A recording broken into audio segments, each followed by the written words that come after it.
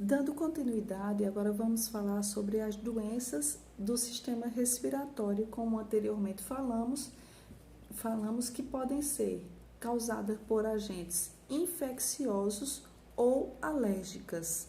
Então, as doenças do sistema respiratório podem ser por infecções causadas por vírus, bactérias, fungos, parasitas em geral, ou por problemas alérgicos, tipo pólen, poeira, ácaro, mofo, entre outros, que nós chamamos de alérgenos. As doenças infecciosas do sistema respiratório são provocadas, como eu falei anteriormente, por vírus, bactérias e outros parasitas. Ele é um processo infeccioso que também pode ser desencadeado por substâncias tóxicas, como a fumaça do cigarro. Ele pode desenvolver um processo inflamatório. É o que acontece com o efizema, uma doença degenerativa crônica. Quando nós falamos em doença degenerativa crônica, é porque, além de não ter cura, o organismo vai se degenerando, certo? E geralmente é desencadeado pelo tabagismo, porque o tabagismo contém substâncias altamente tóxicas que podem justamente causar o enrijecimento dos brônquios, dos bronquíolos, da árvore brônquica, certo? Então, o efizema, ele causa um enrijecimento, dificultando a passagem de ar, como também dificultando a inspiração e expiração, os movimentos respiratórios. Dentre as doenças infecciosas mais conhecidas, destacam-se a gripe, o resfriado, a tuberculose, a pneumonia e o enfisema pulmonar. Dentre as doenças alérgicas, podemos destacar a rinite, a bronquite e a asma. Agora vamos entender a diferença entre gripe e resfriado. Todos os anos, em meados do mês de maio, abril e para maio, acontece campanhas de vacinação contra o H1N1, que é justamente o vírus da gripe, certo? Então, justamente essa campanha é nesse período porque a gripe H1N1, ou seja, causado pelo vírus da influenza, ele acontece justamente no período sazonal, no período do inverno. Então, o Ministério da Saúde preconiza esse período que dá tempo em que as pessoas que precisam tomar essa vacina, elas deem tempo de tomar a vacina, que é o antígeno de forma inativada, certo?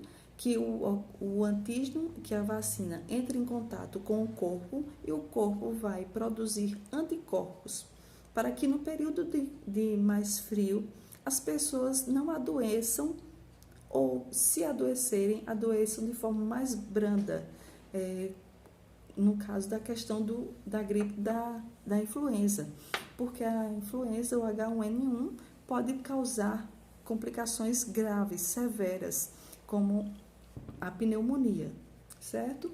Então, é justamente nesse período que as pessoas profissionais da saúde, pessoas com problemas de cronicidade, tipo diabetes, hipertensão, problemas de imunodeficiências, lúpus, HIV, pacientes portadores de problemas de doenças já crônicas respiratórias, crianças, profissionais da saúde e os chamados grupos de risco, eles precisam tomar essa vacina para que ajudem na imunidade e os anticorpos que sejam criados com a introdução do antígeno através da vacina nos proteja contra a influenza, que é a gripe pode causar graves complicações como o H1, a pneumonia. Da mesma forma que acontece atualmente a vacinação contra o H1N1, a influenza, assim espero, e os estudiosos assim estão também tentando produzir uma vacina contra o Covid-19, que também é um vírus que causa e ataca o sistema respiratório. E é justamente, pode ser que daqui para setembro, outubro ou no ano que vem já tenha uma vacina, vamos esperar que seja o mais breve possível, que já tenha uma vacina que consiga criar, descobrir o antígeno, né? O vírus, descobrir e isolar esse antígeno, deixar ele de forma inativada e ser inoculado no nosso corpo para que o nosso corpo produza anticorpos contra o Covid-19, certo? Então, possivelmente, assim, os estudiosos, os cientistas já estão à procura, todos os dias eles estão à procura da vacina contra o Covid-19 para que essa pandemia seja debelada o mais rápido possível. Então, de acordo com a pasta, existem 3 tipos de vírus da influenza, o A, B e C. O último causa apenas infecções respiratórias brandas e não representa um grande impacto na saúde pública. Já os vírus A e B são responsáveis por epidemias sazonais, como eu falei. Quando a gente fala em períodos sazonais, são as estações do ano, outono, inverno, verão e primavera. Nós estamos atualmente no outono, muito próximo do inverno. Por isso, a vacina é aplicada nesse período, porque tem uma maior chance de, no período frio, as pessoas adoecerem e serem contaminadas com o vírus da gripe, certo? Então, as pessoas com comorbidades, pessoas acamadas, pessoas domiciliadas, pessoas idosas, pessoas, como eu já falei anteriormente, crianças de 6 meses até 6 anos de idade, pessoas com problemas respiratórios, tipo asma, que são mais suscetíveis a justamente adquirirem problemas secundários à gripe, nós da área da saúde, por exemplo, profissionais da área da saúde, professores, entre outros, eles têm a priorização de tomar as vacinas, porque para ajudar ao mecanismo de defesa do nosso organismo produzir anticorpos contra o vírus da influenza, certo? Então, nós vamos aqui entender a diferença entre gripe e resfriado, certo? Como é que se transmite, quais são os sintomas de uma gripe, certo? Quais são os sintomas de uma gripe? Inicia-se em geral com uma febre alta, em seguida com dor muscular, dor de garganta, dor de cabeça, coriza e tosse seca. Esses sintomas são bem parecidos com o da Covid, né? Onde apresenta uma febre, dores musculares, dor de cabeça, uma coriza e pode apresentar tosse seca.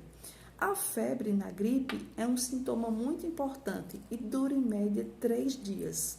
Os sintomas respiratórios, como tosse, podem manter-se durante a febre e também manter-se depois, mas com a progressão da doença por mais de 5 dias, após o desaparecimento da febre. Alguns casos apresentam complicações graves, como pneumonia, necessitando da internação em hospitais. Por isso, a necessidade de tomarmos a vacina contra a influenza, né? Da vacina do H1N1. Como se transmite a gripe? A influenza pode ser transmitida de uma forma direta por meio das secreções das vias respiratórias, ou seja, tosse através das glândulas salivares, do espirro, da tosse, da fala, quando espirramos, através do contato direto de uma pessoa contaminada para uma pessoa que não está contaminada, ou indiretamente pelas mãos, que após o contato com superfícies recentemente contaminadas, podem carregar secreções e de um indivíduo infectado desculpem, que pode carregar o vírus diretamente para a boca, o nariz e os olhos. Por isso, no Covid, nós informamos tanto a necessidade de ter o cuidado de sempre lavar as mãos, ao tossir, colocar sempre, tossir ou espirrar nessa posição, certo? Não colocar as mãos na boca e, principalmente, ter o contato, ter o máximo de cuidado em lavar sempre as mãos ou ter sempre em mãos o álcool em gel, para evitar a disseminação do Covid-19, que também é um vírus, e além do uso da máscara, que impede que o vírus possa se propagar no ar, certo? Então, quando essa cadeia ela é quebrada, consequentemente, há também justamente a quebra da cadeia diminui justamente a disseminação do vírus, certo? Então, como tratar a gripe? A gripe deve ser tratada bebendo bastante água e descansar, certo? A maioria dos pacientes se recupera dentro de uma semana. Os medicamentos antivirais para a gripe podem reduzir as complicações e óbitos. Quais são esses medicamentos? A maioria são antitérmicos, para evitar as febres altas, anti-inflamatórios, se houver comprometimento das vias aéreas inferiores, como os brônquios, como a árvore brônquica, certo? Corticoides, broncodilatadores e muitas vezes também antibióticos, certo? Eles são usados especialmente importantes em grupos de alto risco, com pessoas com comorbidades, pessoas idosas, e os medicamentos devem ser administrados precocemente, ou seja, quanto mais rápido o uso dos medicamentos, após o início dos sintomas, mais rápido e mais chance a cura.